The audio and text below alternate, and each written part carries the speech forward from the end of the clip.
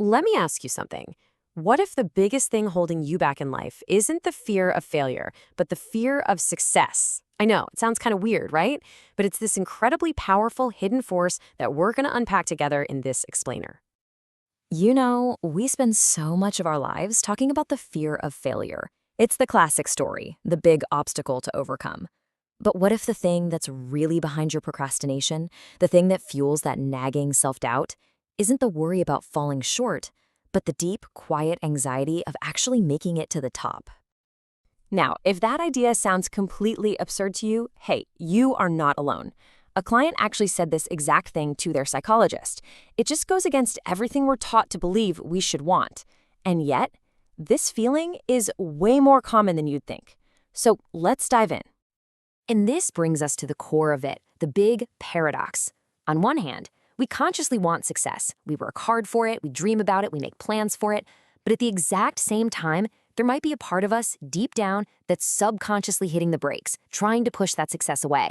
Now, this isn't some kind of flaw in your character. It's more like a protective instinct that's just gone a little haywire.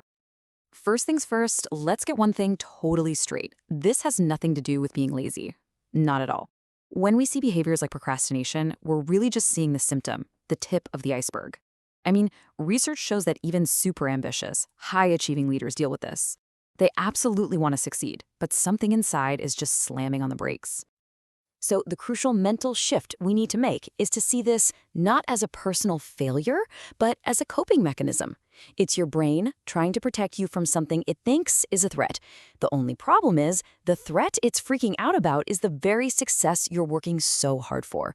It's a protection strategy that ends up being completely self-defeating. And here's the tricky part. This fear doesn't just show up and announce itself. Oh no, it's much sneakier than that. It's subtle. It loves to wear disguises, masquerading as just, everyday habits and anxieties. So let's look at how it actually shows up in real life. So take a look at this list. Does any of it ring a bell? Procrastinating on that one project that could finally get you noticed? Or when someone gives you a compliment, you immediately brush it off like, oh, it was nothing. Maybe you've turned down a big opportunity because it felt too big. Or that constant feeling that you're a fraud and you're just one mistake away from being found out. Or maybe you just stick with struggles you already know how to handle, instead of risking a new situation where you might actually thrive. These aren't separate problems. They are all symptoms. And believe it or not, psychologists have a name for this whole pattern. It's called self-handicapping. It's when we subconsciously put obstacles in our own way. And why on earth would we do that? Well, it's actually a pretty clever, if totally misguided, trick to protect our ego.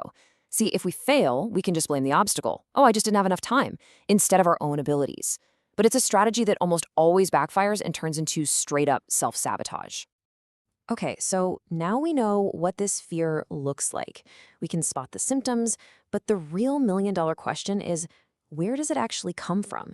And to figure that out, we have to dig a little deeper, past the surface behaviors and down into the psychological roots.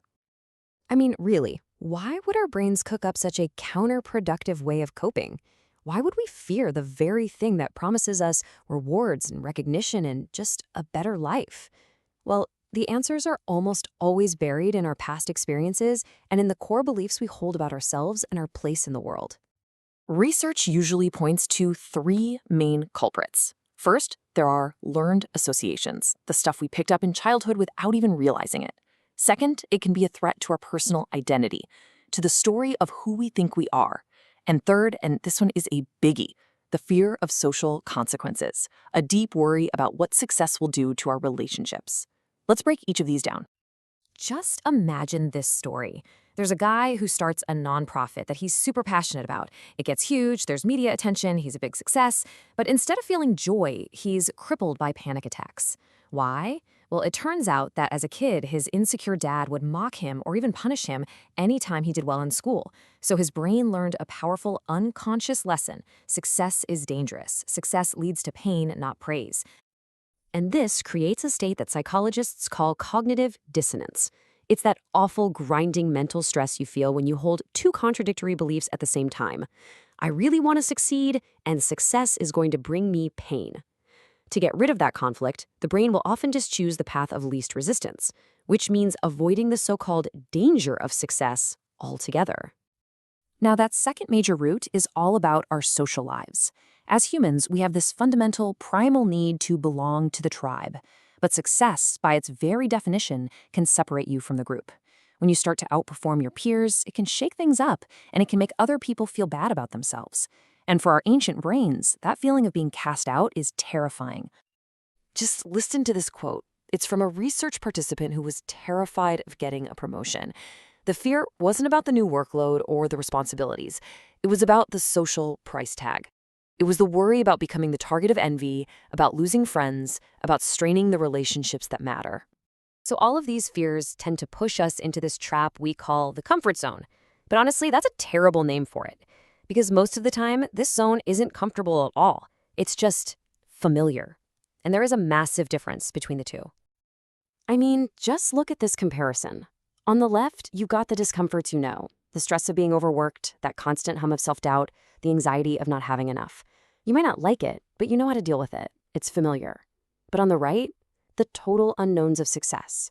New responsibilities you haven't mastered yet, more visibility where more people can judge you, higher expectations from everyone. Faced with that choice, our brain often prefers the devil it knows. And let's be clear, staying in this zone of familiar discomfort comes at a steep emotional cost. In one study on this topic, just look at the feelings people reported. Anxiety was the dominant emotion for nearly 60% of people. That was followed by rumination, when your brain just gets stuck on a loop, replaying things over and over. And then ambivalence, that constant, exhausting push-pull of wanting something and being terrified of it at the same time. Okay, so we've looked at what this fear is, where it comes from, and the price we pay for it. But here is the most important part, the good news. This fear of success is a pattern. It's not a permanent personality trait. And the best thing about patterns is that they can be rewired. So how do we actually start doing that? Here's a simple 4-step game plan. First, you just have to acknowledge the fear. Give it a name. That alone takes away so much of its power.